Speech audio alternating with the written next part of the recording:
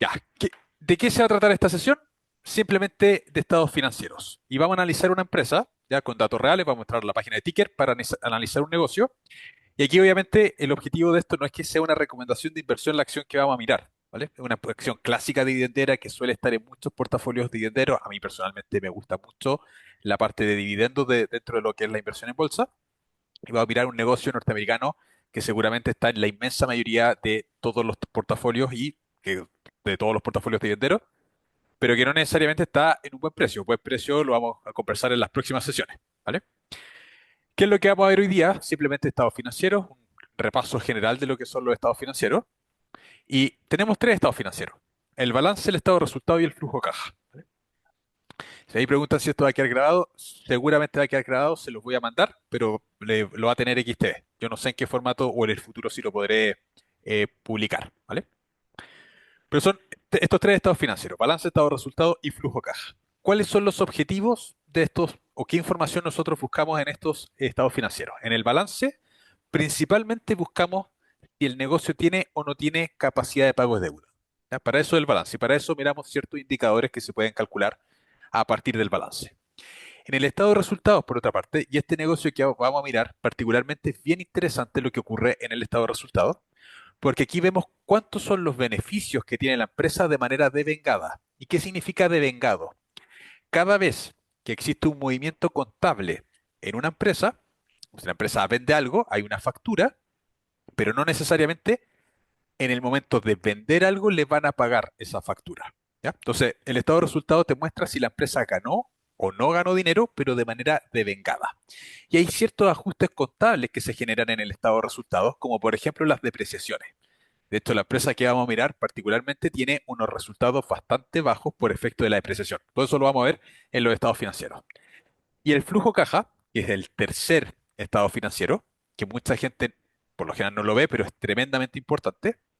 Este nos muestra cuánta caja genera el negocio. Y en este flujo caja tenemos la parte que es operacional, inversiones y financiamiento. La parte operacional es la más importante porque nos muestra en el fondo si el negocio está generando beneficios o no está generando beneficios, o los beneficios que está generando si los está transformando en caja, ¿vale? Y eso es sumamente importante. Ideal siempre invertir en negocios que estén generando caja. Todo esto que les estoy diciendo es válido para la inmensa mayoría de negocios, salvo los bancos. En los bancos los flujos de caja operacionales pueden ser negativos y no es grave. ¿Por qué? Piensen muy rápidamente cuál es la lógica de un banco. Si tenemos hoy día un banco y el banco presta hoy día, suponiendo 200 millones de pesos, ¿ya? 200 millones nos presta hoy. ¿Eso es un ingreso o un egreso operacional del banco? ¿El banco está sacando caja o está entrando caja si es que nos prestan 200 millones? Tres. Está saliendo dinero del banco, ¿vale? Hay un egreso. ¿Y cómo nosotros, primero, cuánto nosotros vamos a pagarle al banco por estos 200? No le vamos a pagar 200, le vamos a pagar 200 por, o sea, 200 más los intereses. Supongamos que le vamos a pagar 300. Y estos 300 en un plazo de 10 años. Entonces, ¿cuánto le vamos a pagar al año? Al año le vamos a pagar 30. ¿Ya? Así, esto en líneas bien generales. Por lo tanto, el ingreso que va a tener el banco, el ingreso operacional en el año uno va a ser 30, pero tiene un egreso operacional de 200. Por lo tanto, en el banco aquí tenemos un flujo operacional negativo en esta operación. Entonces, ideal que en la inmensa mayoría de negocios que estamos invirtiendo, los flujos de caja operacionales sean positivos, pero en los bancos podemos encontrar flujos de caja operacionales negativos y no es tan grave precisamente porque el banco nos vende dinero y nos vende dinero a plazo. ¿Vale? Eso es simplemente un aclaratorio respecto a los bancos porque podemos mirar el flujo de caja y pensar que un banco es puede ser una mala inversión porque los flujos de caja muchos años son negativos. Revisen JP Morgan u otras, bancos chilenos también, Banco de Chile, el Santander, que son bancos grandes que generan harta caja, etcétera. Hay años que van a tener flujo de caja operacional negativo. Hasta aquí, con todo esto, vamos relativamente bien para pasar inmediatamente a la empresa. ¿Sí? Ya. ¿Cuál es la empresa que vamos a conocer hoy día? Que está en muchísimos portafolios dividenderos. ¿Les suena esta? Realty Income. Realty Income es una empresa norteamericana, es un REIT, es una empresa inmobiliaria. Tienen más de 15.000 propiedades a lo largo del mundo y tiene una de las gracias, de por qué también está siempre en los portafolios dividenderos, que es que paga dividendo de manera mensual. Y la rentabilidad por dividendo, sin descontar impuestos, está más o menos entre 5,5, 6%, dependiendo del precio de compra, ¿vale? 5,5, 6% anual. Y lleva, no sé qué cantidad de años lleva, pero ininterrumpidamente todos los años subiendo los dividendos hacia los accionistas, ¿vale? Entonces, como de las clásicas empresas, negocios relativamente eh, fomes, eh, es arriendo de propiedades, tienes propiedades no solamente en Estados Unidos, sino que hay propiedades en Inglaterra y en otros países de Europa.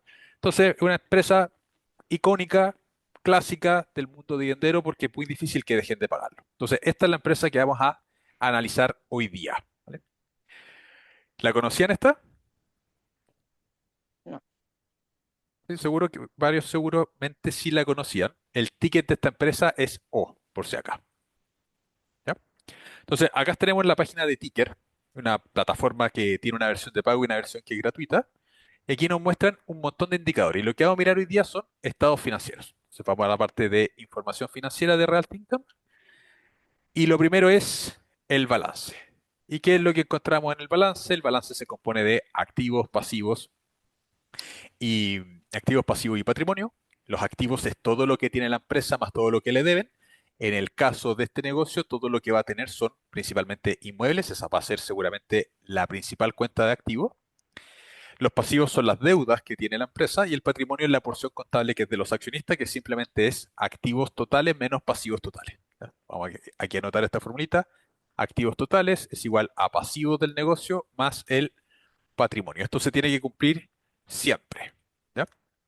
Entonces, bueno, miremos el balance de esta empresa. Ya sabemos lo que son los activos, todo lo que tiene la empresa más todo lo que les deben. Seguramente lo principal dentro del activo va a ser los inmuebles. Pero en el balance hay un ítem que es bien importante, que es la depreciación acumulada.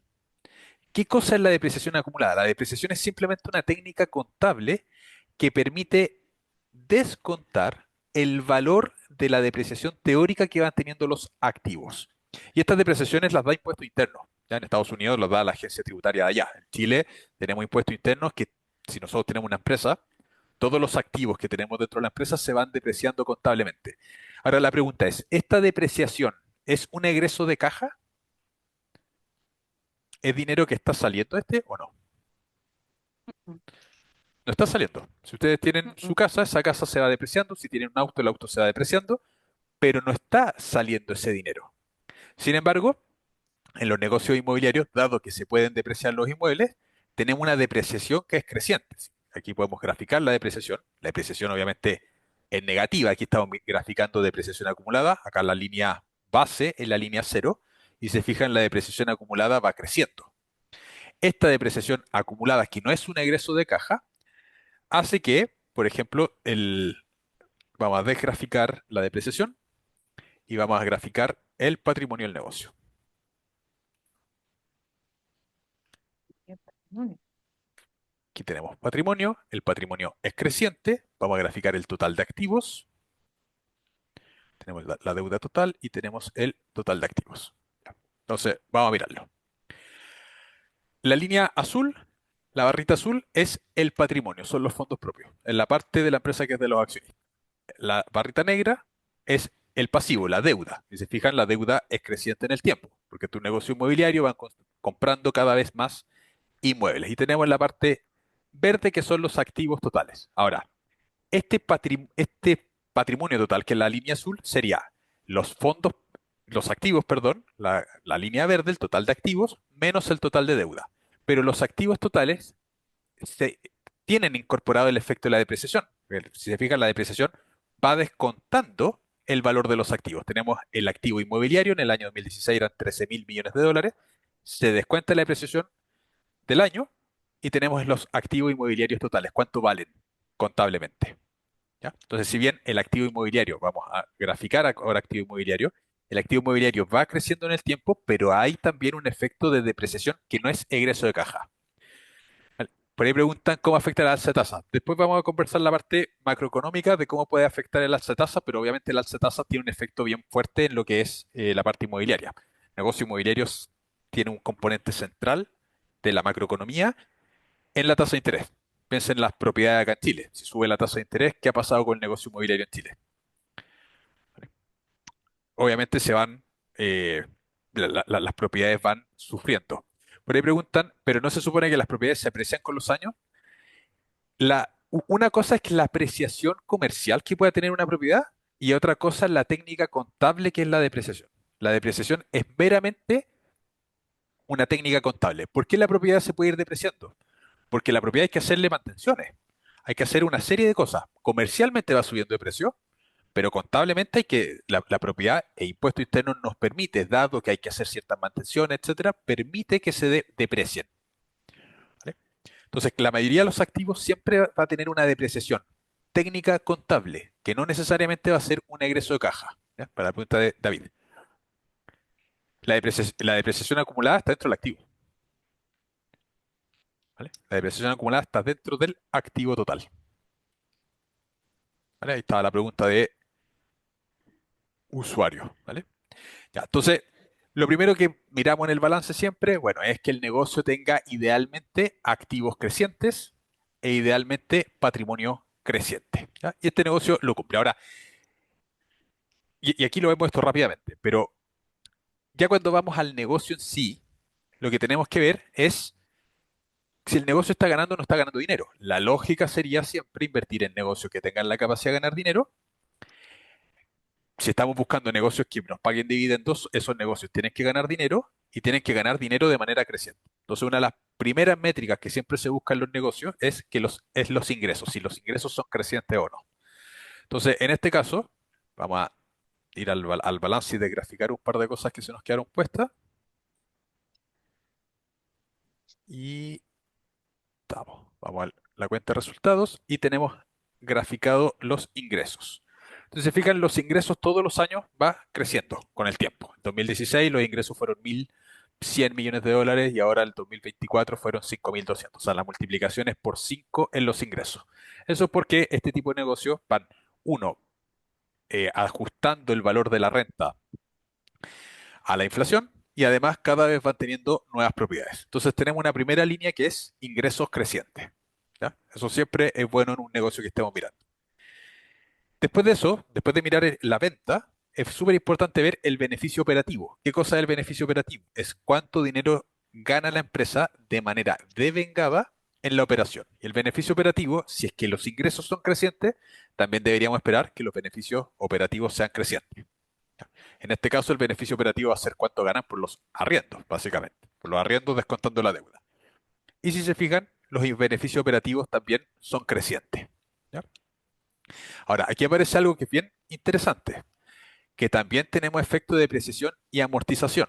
La depreciación, ya sabemos que es esta técnica contable que permite a las empresas, en el fondo, rebajar impuestos. Eso al final del día es lo que hace la depreciación. Una técnica contable que no es egreso de caja. Entonces, como estamos descontando depreciación en el año, tenemos un beneficio operativo que es más bajo. ¿Ya? Pues si se fijan, tenemos el año 2016, ingreso 1.100 y el principal egreso que estamos teniendo es depreciación y amortización. Ya tenemos gastos de depreciación de propiedad, perdón, 62 millones de dólares, después gastos de venta general de administración 51 y depreciación y amortización el lejos el principal. Por lo tanto, el beneficio operativo es básicamente aquí nos dice, el margen operativo 48,8%, es casi un 50% de margen, pero hay un ítem que es bastante importante que es un egreso contable, que sería la depreciación. ¿Vale? Hasta aquí. ¿Vamos bien?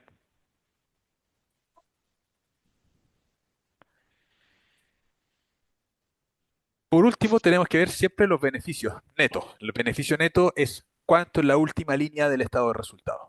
Cuánto ganó la empresa contablemente. Y este beneficio, que si tenemos ventas crecientes y beneficio operativo creciente, lo que deberíamos esperar es que el beneficio neto sea creciente. Entonces vamos a desgraficar la parte de beneficio operativo y de ingresos totales.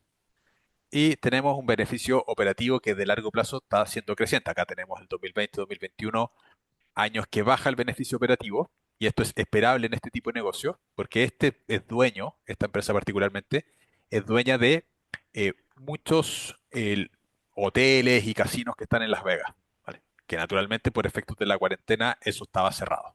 Entonces, es natural, conociendo cuáles son los activos que tiene, que haya años que los negocios vendan menos. ¿Ya? En este caso era puntualmente por el tema, el tema de las cuarentenas. ¿Ya? Pero todo esto es a nivel general de la empresa. Lo que siempre hay que buscar es datos a nivel de acción. Y aquí tenemos un dato que es muy importante, que se llama el VPA. El VPA es el beneficio por acción. Es cuánto gana la empresa por acción. ¿Por qué es importante siempre mirar las cosas por acción? Porque las empresas pueden aumentar el número de acciones con el tiempo, pueden hacer aumentos de capital. Entonces podríamos encontrar empresas que tengan ingresos crecientes, beneficios crecientes, pero los beneficios por acción decrecientes y es porque simplemente la empresa está aumentando el número de acciones. ¿Ya? Entonces el BPA es súper importante, que es el beneficio por acción.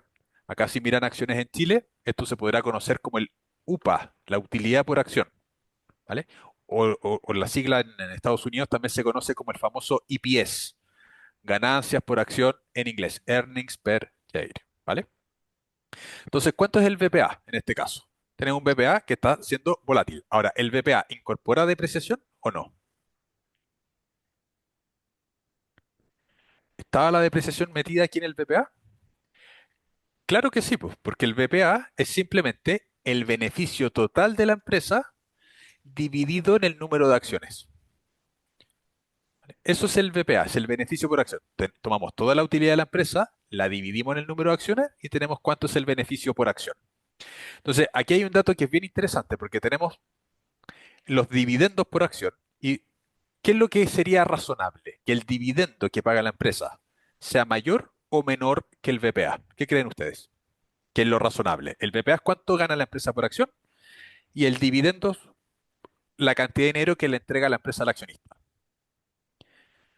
Lo lógico es que los dividendos sean inferiores al BPA. O sea, la empresa teóricamente no puede entregar más dividendos del beneficio que tiene por acción, ¿cierto? Por ahí Fabián dice menos o igual. Entonces, si graficamos estos dos casos, el BPA versus el dividendo por acción, ¿qué es lo que vamos a encontrar? Y aquí es donde viene algo bien interesante en este negocio. El BPA, que es cuánto gana la empresa por acción, que es la barra azul, está muy por debajo de cuánto la empresa está pagando como dividendo por acción. La pregunta es, ¿esto es sostenible o no es sostenible? ¿O es raro o no es raro?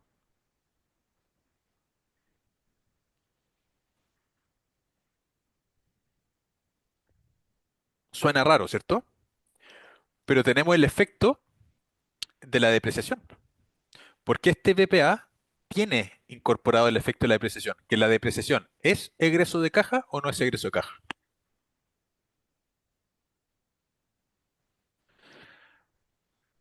La depreciación no es egreso de caja, pero este BPA es menor porque hay una técnica contable entre medio que es la depreciación. Entonces, necesariamente, ¿cuál es el estado financiero que tenemos que mirar siempre? Y aquí es donde muchas veces, y que también me pasó mucho tiempo, miraba el estado de resultados y decía, ah, los dividendos por acción son superiores al BPA, esto no es lógico, no está bien. Tenemos que ir siempre al estado de resultado. ¿Y cuál es el indicador que vamos a mirar en el estado de resultado para ver si estos dividendos son sostenibles? El flujo de caja por acción. ¿Vale? Entonces, vamos ahora al estado de resultado. Vamos a desgraficar estos valores, BPA, dividendos por acción, y nos vamos al tercer estado financiero, que es el estado de flujo. Que este estado financiero es sumamente importante. Este estado nos muestra, la primera parte es siempre la parte operacional. ¿Cuánto dinero está entrando a la empresa en la operación del negocio? ¿Ya? Eso es lo que nos muestra el estado de flujo efectivo. Si las ventas del negocio se están o no se están transformando en caja. Entonces, una súper buena métrica que tenemos que buscar al principio es si el estado de efectivo de las operaciones son crecientes o no son crecientes.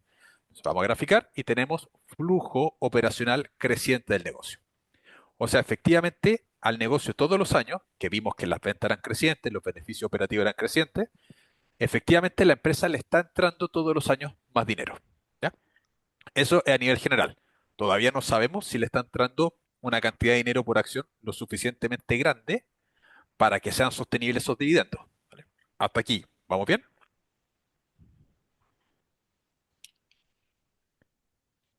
¿Sí? Ya. Entonces vamos a sacar ahora efectivo de operaciones y nos vamos al dato que es tremendamente importante, que es el flujo de caja por acción. Y aquí está. Flujo de caja por acción. Y lo vamos a graficar. Y este es el flujo de caja que efectivamente está teniendo la empresa. La pregunta es, si este flujo de caja por acción es superior que el dividendo pagado, ¿es sostenible el dividendo? Porque el BPA incorpora técnica contable, in- involucra un gasto que no es, o sea, es un gasto contable, pero no es un egreso de caja. El flujo de caja por acción lo que nos va a mostrar efectivamente es cuánta caja está generando la empresa por acción. Entonces, vamos a contrastar este flujo de caja por acción, lo podemos contrastar contra la cuenta de resultados. Vamos a graficar nuevamente el, el VPA y vamos a graficar los dividendos. ¿Vale? Entonces volvemos al grafiquito. ¿Y qué es lo que tenemos? Flujo de caja por acción, el azul. Eso, el año 2016 el flujo de caja por acción era $3.03. El dividendo por acción, que es la línea verde, 2,40. ¿Es sostenible o no es sostenible? Y el VPA, 1,13. El VPA es muchísimo menor que el dividendo, pero el dividendo es sostenible en este negocio. Claro que sí. ¿Qué es lo que nos va a mostrar siempre la sostenibilidad de los dividendos? La relación que hay entre flujo de caja por acción con los dividendos pagados. ¿Dónde va a estar el problema? ¿O cuándo vamos a encontrar problemas en los dividendos? Cuando tenemos una empresa que tiene un BPA y un flujo de caja por acción inferiores a los dividendos que está pagando. Si la empresa está pagando más dividendo por acción de lo que la empresa está generando como caja por acción, ahí sí hay un problema. Pero el BPA no es tan relevante. Obviamente hay negocios que el BPA sí va a ser muy relevante, ¿ya? Pero siempre tenemos que considerar estas tres variables, porque se da el caso, como este tipo de negocio particularmente, que dado que tienen mucho activo inmobiliario y mucha depreciación acumulada, como vimos al principio, eh, que al final esa depreciación lo que está haciendo es disminuir las ganancias contables, pero esa depreciación no está dentro del flujo de caja. ¿Ya? Y el flujo de caja lo que nos muestra es que los dividendos son bastante sostenibles. Aquí tenemos cuánto sería la relación. El dividendo fue 2,40 contra el flujo de caja por acción 3. Estamos hablando de más o menos un 80% de relación de flujo de caja con dividendos. Y el último año, el flujo de caja por acción fue $4 contra $3,13 de dividendo por acción. O sea, estamos hablando de un 75% aproximadamente. O sea, la empresa está generando consistentemente más caja de los dividendos que está pagando. ¿Ya? Entonces, esto ya nos muestra que es sostenible ese dividendo. ¿Vale? Entonces, ese punto es súper importante. Por eso en los estados financieros tenemos que mirar los tres estados financieros y no quedarnos con un estado financiero o con dos estados financieros. Tenemos que mirar los tres. Mirando los tres estados financieros, vamos a tener siempre ahí la métrica para saber si el negocio está bueno o no. Por ahí pregunta, ¿cuál es la fórmula para sacar el flujo de caja por acción? Es el flujo total de caja dividido en el total de acciones. ¿Ya? Y aquí esta página nos da vamos al flujo, al estado de flujo, aquí estamos la cuenta de resultados, vamos al estado de flujo y el flujo de caja por acción. ¿Ya? Aquí no, esta no nos muestra la fórmula, pero sería el flujo de caja total dividido en el total de acciones, básicamente. ¿Ya? Pero esto les quería mostrar en esta parte, porque es muy fácil pensar que por el hecho de que una empresa genere, o sea, pague más dividendos de lo que son los beneficios por acción, esos dividendos no son sostenibles. Siempre tenemos que contratar contra el flujo de caja. ¿Vale? Hasta aquí con esto. ¿Vamos bien? ¿Dudas? ¿Comentarios?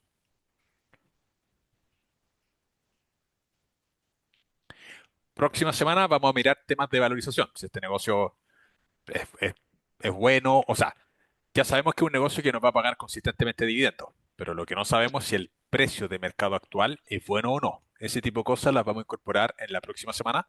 Vamos a usar una formulita que está explicada en el libro del inversor inteligente, que es una fórmula muy simple, que básicamente lo que nos dice es que el precio objetivo de una acción debería ser igual a 8,5 más dos veces el crecimiento promedio del VPA. ¿Ya? Eso es básicamente, pero eso lo vamos a explicar bien la próxima semana. Y esa clase, eso sí, es para, no sé si son para clientes que están acá, no tengo idea, pero va a estar Hola, esa Felipe. sesión. Oye, todavía nada, Eh, nada. Lo que pasa es que lo vamos a no, aún silenciar. Ya, ahí sí. Gonzalo pregunta, ¿dónde se pueden comprar esas acciones? Estas acciones se pueden comprar en cualquier broker que compre acciones en Estados Unidos, donde se puedan comprar acciones en Estados Unidos. Yo, mi portafolio en Chile, yo uso un banco en Chile, Banco Itaú, que no se puede comprar acciones norteamericanas, por lo menos no es rentable comprar acciones norteamericanas en el banco que uso. Entonces yo tengo distintas plataformas donde tengo acciones norteamericanas y dentro de esa está, por ejemplo, XTB, eh, pero hay varias, ahí tienen que buscar ustedes cuál sea la plataforma que más les conviene. Esta sesión está, bueno, aquí la sesión invitación por XTB, ¿vale? Pero este tipo de acciones se pueden comprar en cualquier plataforma que tenga acciones en Estados Unidos. ¿Ya? Vamos a mirar un banco, porque los bancos, como les decía, tenían el efecto para veamos el tema del flujo caja. Vamos a mirar JP Morgan. JP Morgan es el banco de inversión más grande de Estados Unidos. ¿Ya? Y JP Morgan ha sido un negocio que ha creado tremendo valor para los accionistas, ¿ya? A lo largo de la historia. Eso no quiere decir que hoy día, al igual que Realty Income, hoy día sean negocios que estén a buen precio. Podrían ser buenas empresas, pero pueden generar o pueden estar a precios que sean muy altos y eso podría implicar que se transformen en una mala inversión, ¿vale? Siempre lo ideal es que una buena inversión se componga de un buen activo. Un buen activo va a ser aquel que genera caja permanentemente junto con algunas otras métricas y además que esté a buen precio. Si compramos un buen activo a un precio muy alto, podríamos generar una mala inversión. ¿Ya? Voy a mirar este banco y vamos a mirar que este es uno de los bancos más grandes de Estados Unidos. Fíjense lo que pasa con el efectivo de operaciones. Esto es lo que les decía. Si se fijan, hay años que el flujo de caja de JP Morgan, que es el banco más grande de Estados Unidos, uno podría pensar, este banco obviamente que siempre va a estar generando flujo de caja positivo. No. Hay años en que el flujo operacional es bastante negativo y es por el efecto que les comentaba al principio. A los bancos se mide distinto porque en los bancos podríamos tener, o sea, no es tan malo cuando la caja es negativa, el flujo efectivo de operación es negativo por el hecho de que podrían estar prestando más. Si miramos bancos en Chile, el Banco de Chile, el banco más grande que hay acá, que de paso pagó un tremendo dividendo este año, está a 133 pesos hoy día. Si miramos el flujo de efectivo del banco, la parte de efectivo de operaciones también tiene ese componente. Y este componente no lo vamos a encontrar o sea, si lo encontramos en algún negocio no bancario, podríamos pensar que el negocio es malo, ¿ya? Porque obviamente queremos invertir en negocios que estén generando caja. Si compramos acciones de una empresa que se dedica a la venta de pan, bueno, que esté vendiendo, que con la venta de pan gane dinero. Y acá podríamos ver, oye, todos estos años el flujo de operación está siendo negativo. ¿Cómo hacer un buen negocio de esto? Bueno, los bancos son distintos. Todo lo que se aplica para la inmensa mayoría de negocios, para bancos aplica en muchos casos al revés, el criterio contrario. ¿Vale? Eso simplemente se los quería mostrar. Entonces, ¿qué es lo que vimos hoy día? Y ahora para pasar a dudas, era simplemente mostrar una empresa, ver rápidamente lo que buscamos en líneas muy generales dentro de lo que es el balance. Hay muchas otras cosas que naturalmente vamos profundizando y vamos mirando más para saber si el negocio puede ser bueno, pero esto es como una sesión rápida de check de cosas que podemos estar mirando en los estados financieros. ¿Vale? Así que ahora pasamos a las dudas, preguntas, pero nos quedan más o menos 25 minutos.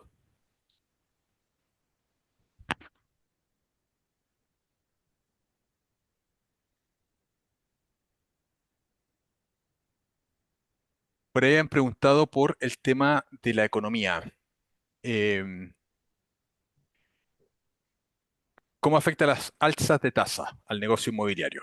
Las alzas de tasa al negocio inmobiliario lo afecta muchísimo.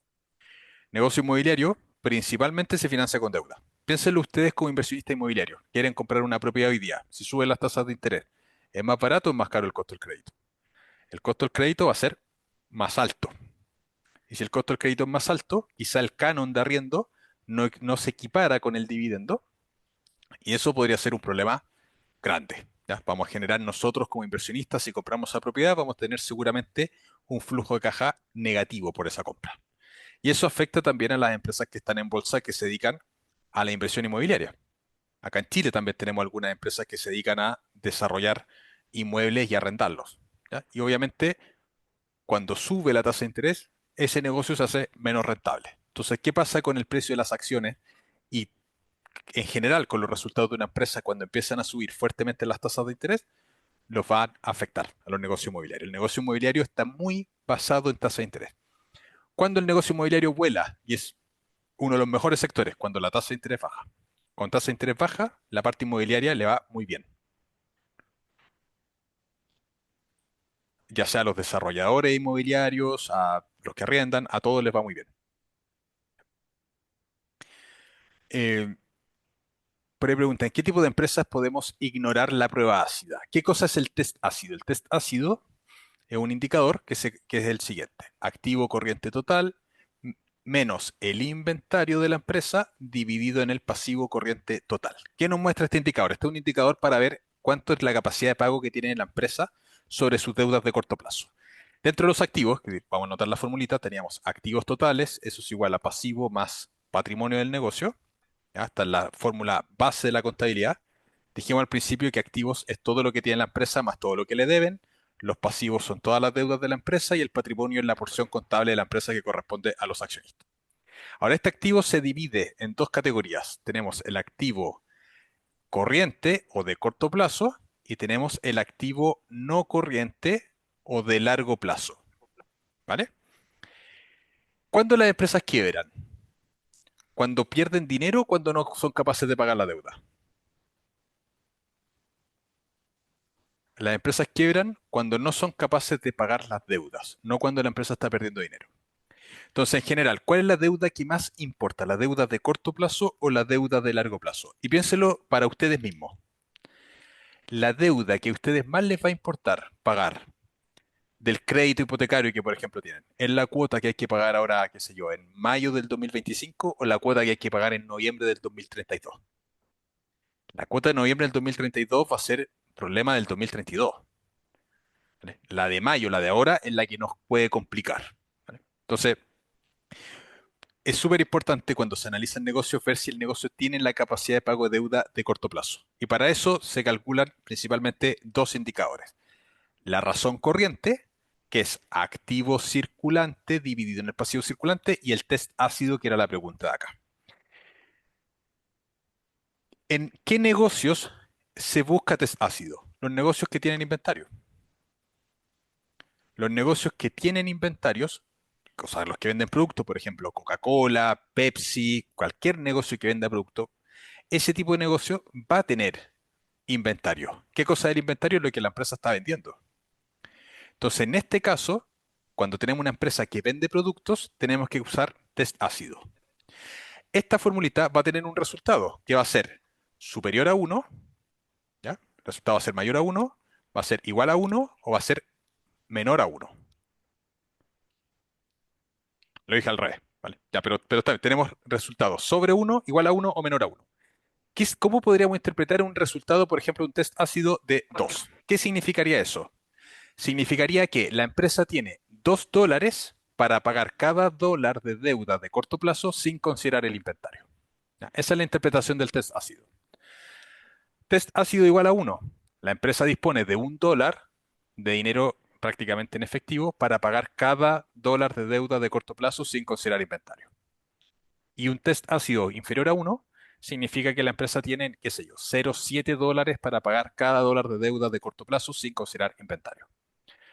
¿Ya? Entonces, idealmente, cuando analizamos un negocio que es de productos, que vende productos, es que el test ácido, lo ideal es que sea sobre 1. ¿Qué es lo que encontramos en la inmensa mayoría de productos? O sea, de negocios que tienen productos, que la razón corriente, que es activo circulante dividido en el pasivo circulante, esta es superior a 1.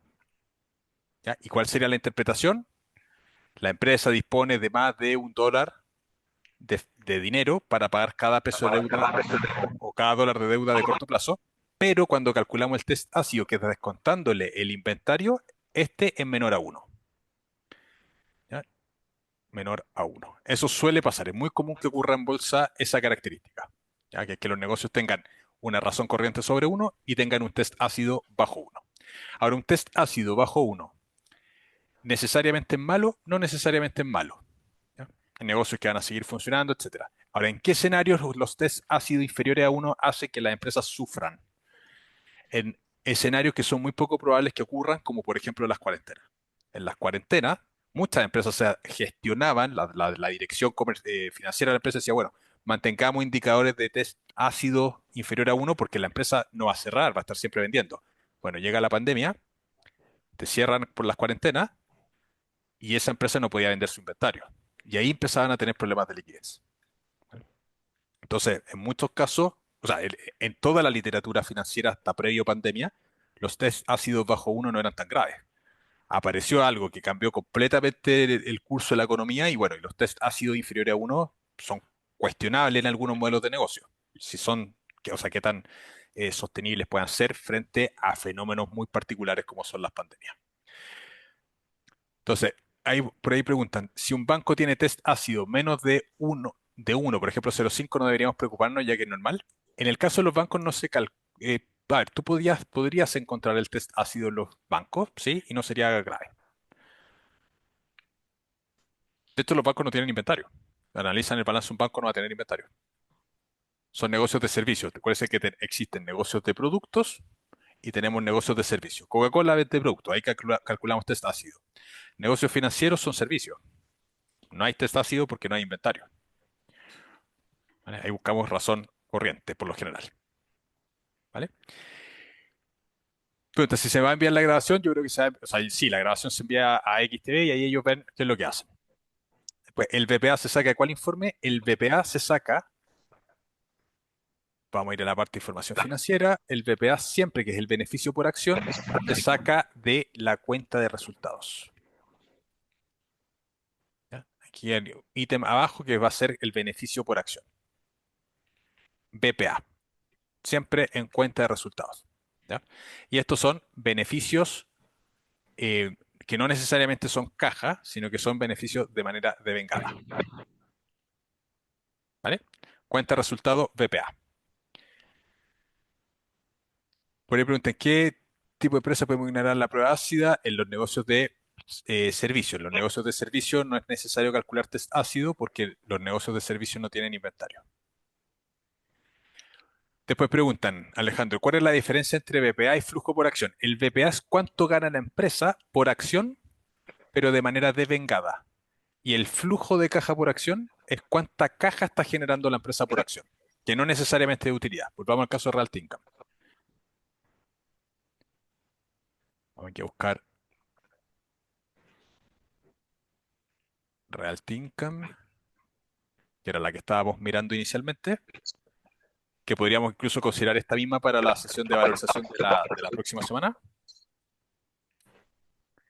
Ya, tenemos el BPA y vamos a graficar ahora el beneficio, porque acuérdense que esto es devengado y dentro de esto tenemos un componente bien relevante que es la depreciación.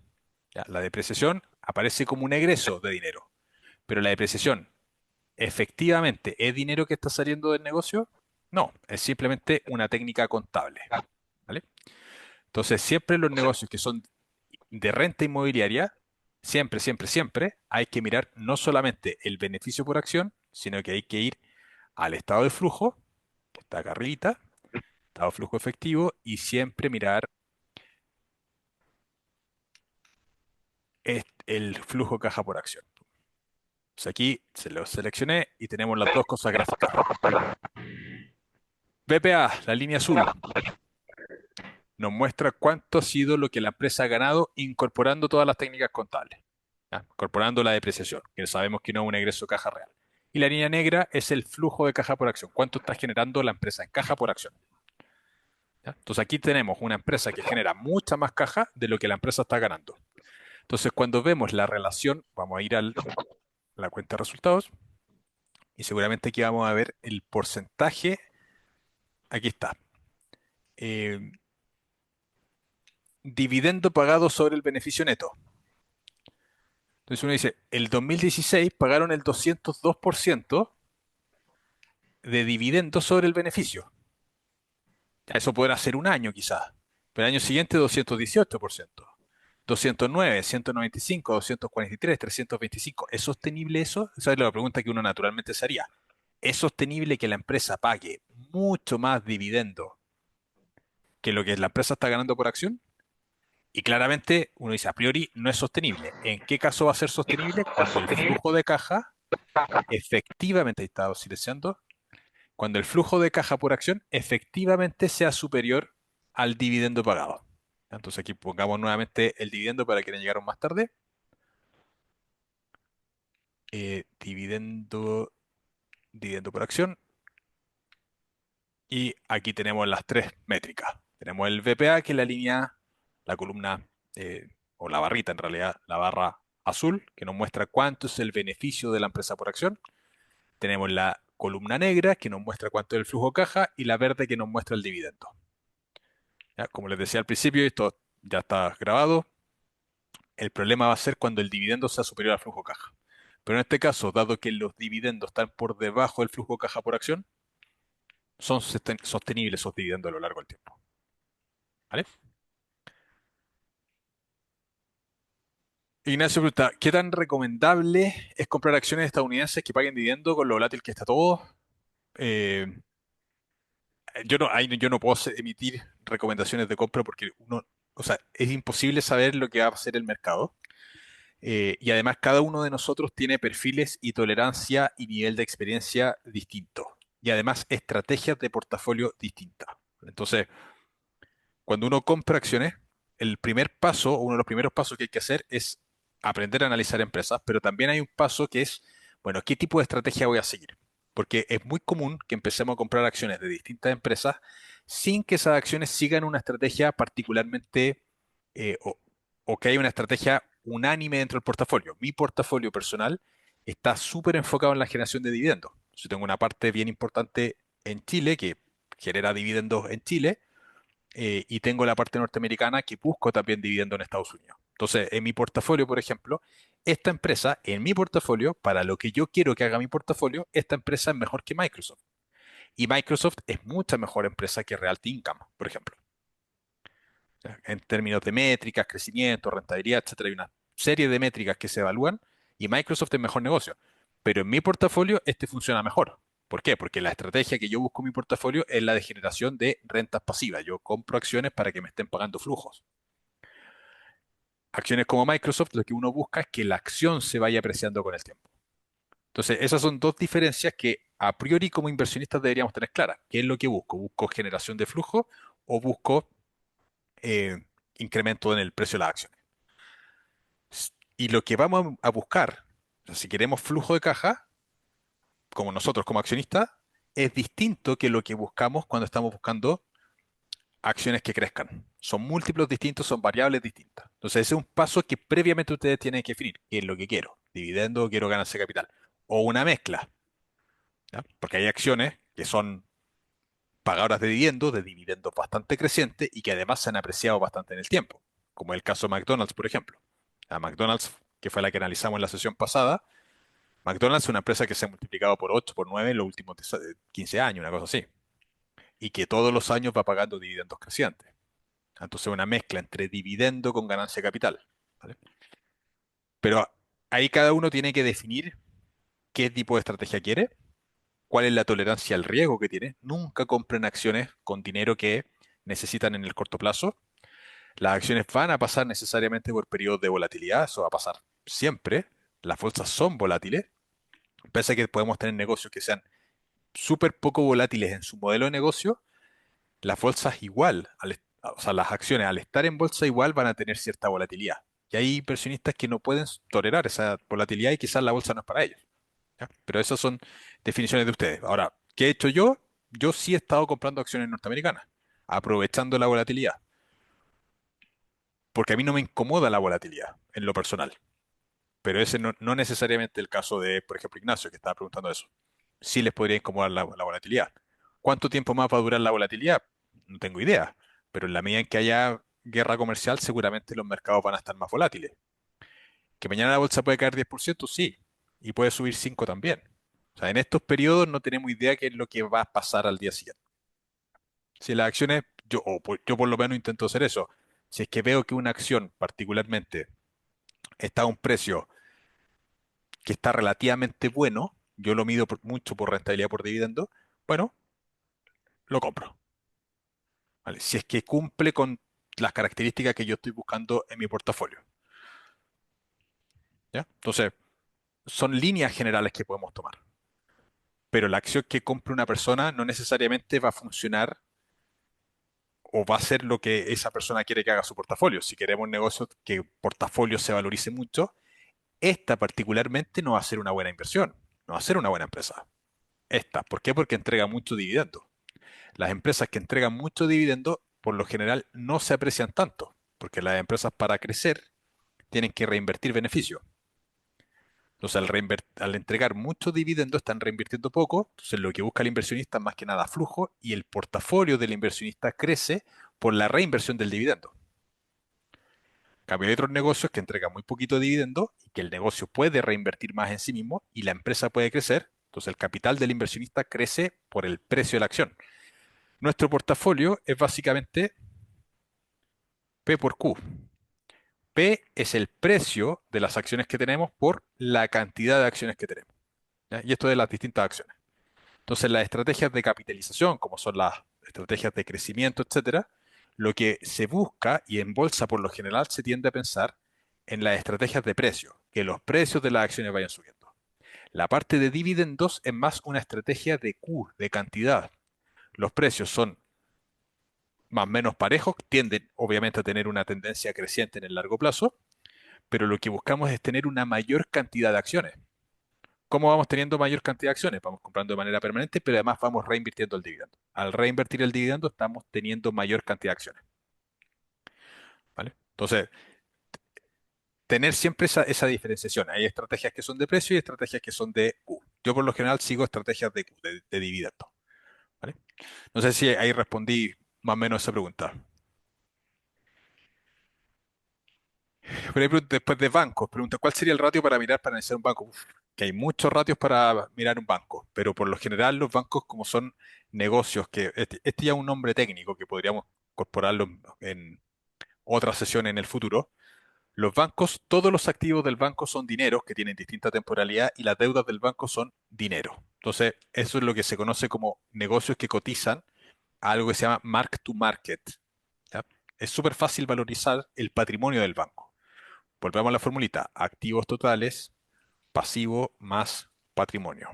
En el caso de un banco, supongamos que tiene activos por 100. La mayoría de esos 100 va a ser dinero. Los pasivos del banco sean 80. La deuda del banco 80. ¿El patrimonio cuánto va a ser? Va a ser 20. ¿Ya? Entonces, dado que esto, en la inmensa mayoría del caso, el 99% es dinero, y esto es dinero, es muy fácil valorizar los bancos por su patrimonio. Entonces, hay un indicador que se llama el bolsa libro, que mide cuánto es el precio de la acción en bolsa en relación a su valor contable. ¿Ya? Y este indicador es bastante común usarlo en los negocios financieros y es probablemente de los mejores indicadores para saber si un banco está barato o caro, que simplemente saber simplemente con la relación que hay entre el precio del negocio en bolsa contra el valor contable, porque el valor contable es el valor del patrimonio, que sería activo menos pasivo. ¿Vale? Entonces, los bancos se suele utilizar mucho este indicador. Y este ratio de bolsa libro no va a ser igual en cada banco. Cada banco va a tener un ratio distinto. Hay otro indicador que es de rentabilidad que se llama ROE, que seguramente lo habrán escuchado muchas veces. Si han visto el canal de YouTube mío, hartas veces habrán escuchado de este indicador, que nos estamos aburriendo de hablar del ROE. ¿Qué cosa es el ROE? La rentabilidad de este patrimonio. ¿Cómo se calcula el ROE? Es un beneficio neto del negocio dividido en el patrimonio. Entonces, si los bancos se valorizan por valor del patrimonio, mientras más alto sea el ROE, mayor va a ser la valorización del banco. Entonces, tenemos bancos que tienen tasas de rentabilidad muy altas que pueden cotizar a 2, 3 veces bolsa libro y tenemos bancos que tienen ROEs que son más bajos que pueden cotizar de media a 1 o 1,5 veces bolsa libro. Entonces, la bolsa, el mercado en general suele valorizar los negocios bancarios en función de las tasas de rentabilidad sobre el capital. De hecho, vamos al caso chileno. El caso de Chile, tenemos el Banco de Chile que tiene un bolsa libro de, qué sé yo, 2 coma y tanto, y tenemos otros bancos como el Vice que cotiza a bolsa libro 1,3, 1,2. Y dice, bueno, el Banco de Chile es más caro, sí, pero es que es más rentable. Entonces, tenemos que hacer siempre el ajuste de rentabilidad contra valor patrimonial. Pero eso ya es, o sea, deberíamos hacer 10 clases para entender los bancos. ¿Ya? Estas son sesiones más cortitas, más sesiones introductorias a lo que son los estados financieros. ¿Ya? Pero preguntan de dónde se saca toda esta información. Toda esta información uno la puede obtener, toda esta información financiera, desde los estados financieros que los publica la propia empresa o desde plataformas como por ejemplo Ticker, ya que es la que estamos utilizando acá.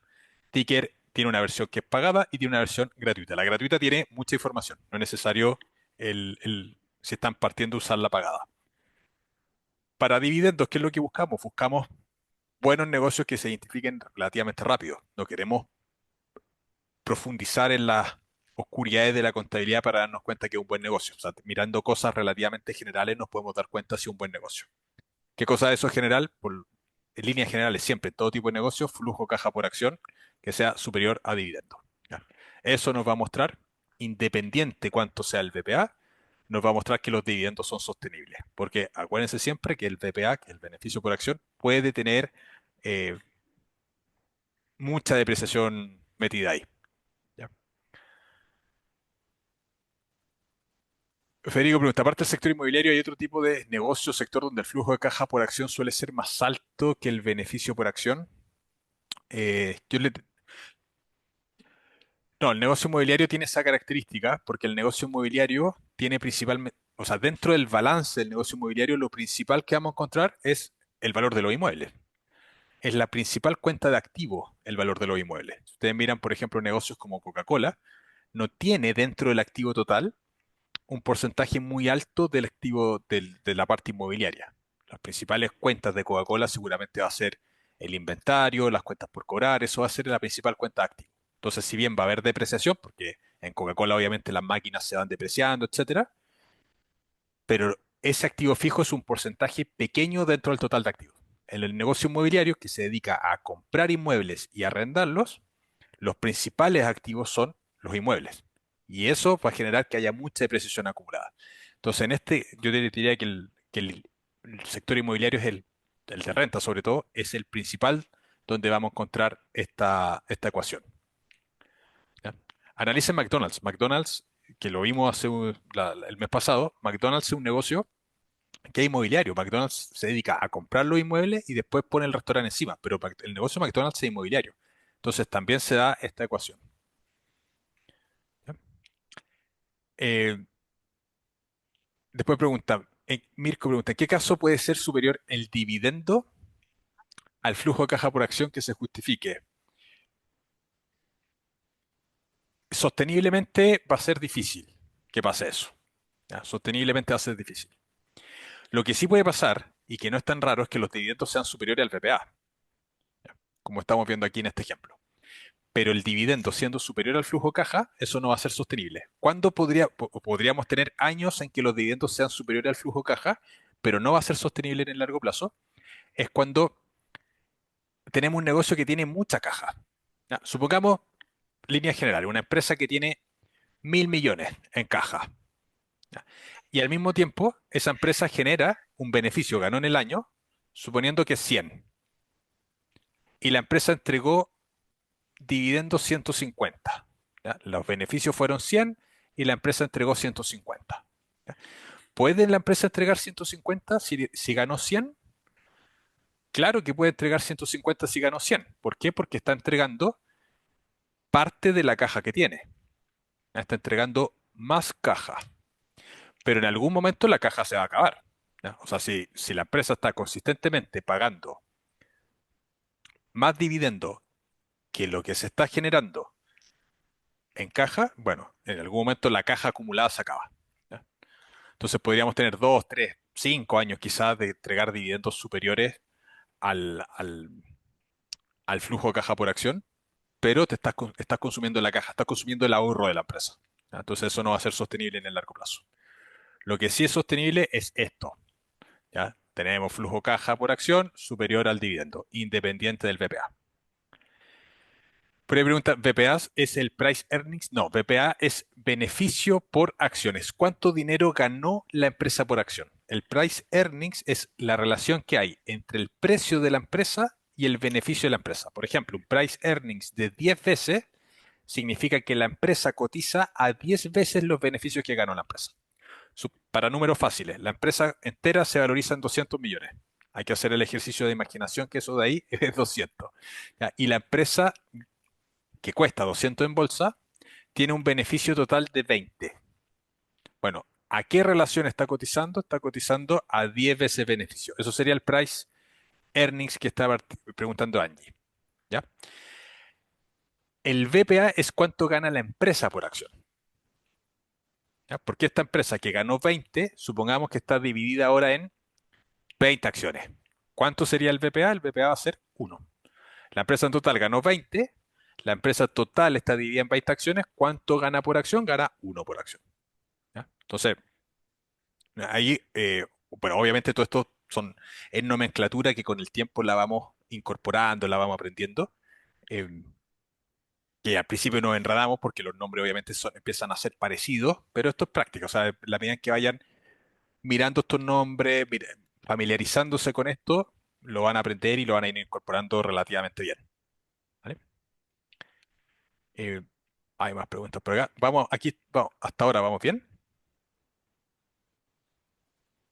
Muy difícil, es difícil igual. ¿Hay que declarar la ganancia por dividendos de forma obligatoria en Chile? Sí. Siempre hay que declarar. Impuesto interno sabe todo. Pero si el dividendo es mayor al flujo de caja por acción, ¿qué es lo que debo sospechar? Que la empresa está entregando caja. Está pagando caja. Está entregando más caja de la que... Y que puede ser, hay empresas en Chile, por ejemplo, como el caso de Soquicom, que mucho tiempo estuvo entregando dividendos mucho más altos que lo que la empresa estaba ganando, y eso era porque la empresa estaba pagando mucha caja. Vapores también pasó ese fenómeno acá en Chile. Estados Unidos no tengo los datos tan a mano de cuál sea el caso, no creo que sea mucho en Estados Unidos, eh, pero pueden darse. ¿Ya? Hay algo que se llama, cuando hablamos de dividendo, la trampa del dividendo. Pensar que un alto dividendo es bueno y es sostenible. Y eso no necesariamente va a ser así. Hay dividendos como por ejemplo el Colbún. Colbún hace unos años atrás pagó un dividendo extraordinario y eso fue porque vendió una línea de negocio, vendió las líneas de transmisión. Entonces, claro, la empresa le llegó un montón de caja porque vendió una línea de negocio y pagó un dividendo gigantesco. Y con eso pensamos, pero mira, los dividendos, estos dividendos van a ser siempre muy grandes. No, porque en algún momento esa caja se va a acabar. ¿Vale? Entonces no siempre va a ocurrir eso. Lo ideal siempre para saber que los dividendos son sostenibles es esta ecuación de aquí. Flujo caja por acción superior a dividendo pagado. El flujo caja de un estado financiero es súper importante. Eh, si se reinvierte el dividendo, ¿igual se declara en el servicio de impuestos internos? Pregunta Alejandro. Sí, igual. Salvo que seamos empresa. Yo compro acciones como persona natural y también tengo una sociedad de inversiones que creé hace poco. Entonces, todos los dividendos que recibo como persona natural, independiente que yo los reinvierta, que ahora particularmente no lo estoy reinvirtiendo, sino que lo estoy usando, bueno, todos esos dividendos, reinvirtiendo o usando, van automáticamente a impuesto interno. En una sociedad de inversiones, no. En una sociedad de inversiones que tiene acciones de empresa, el ingreso de esta sociedad son los dividendos de la empresa.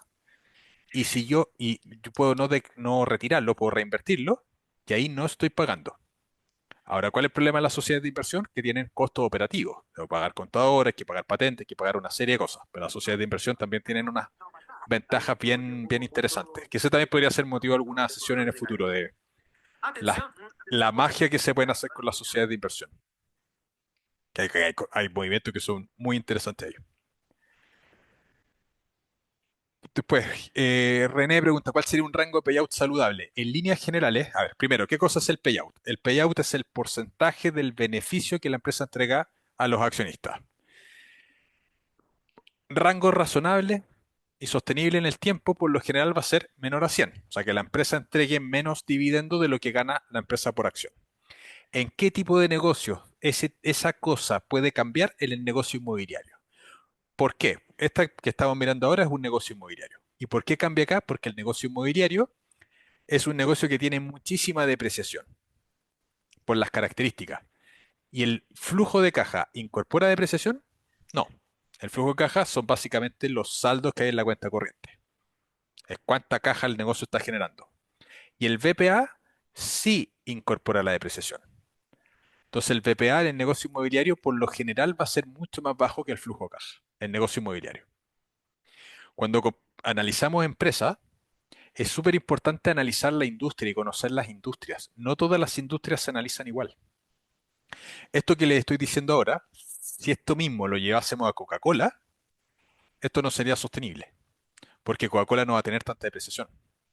Entonces lo que va a pasar en Coca-Cola, y revísenlo después, que seguramente los VPA van a ser superiores.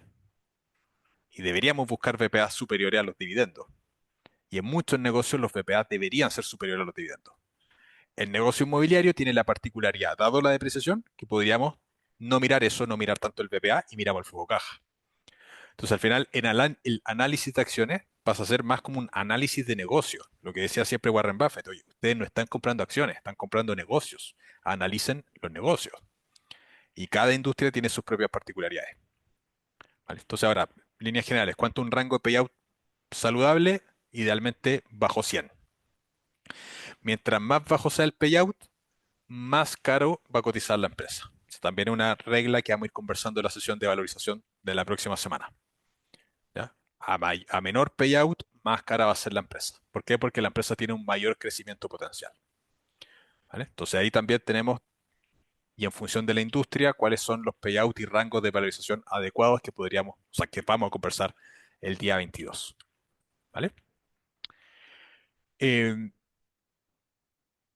bien, creo que no hay más preguntas. Esto es difícil.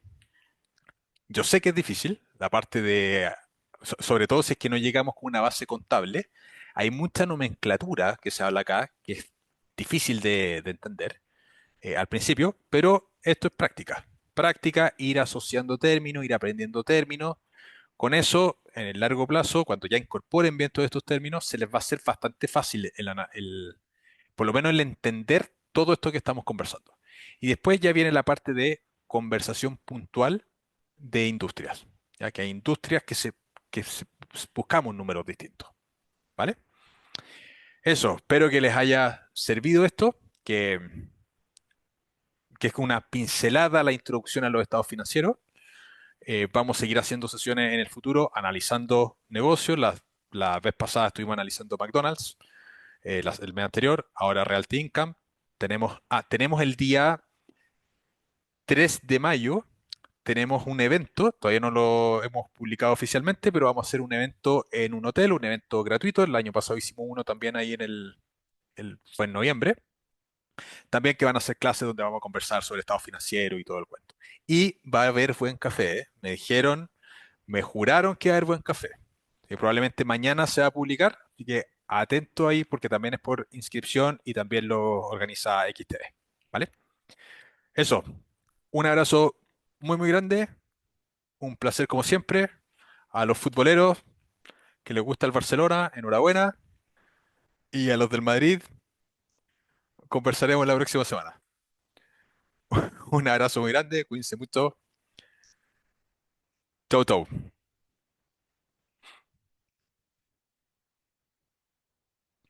Vamos a dejar de grabar y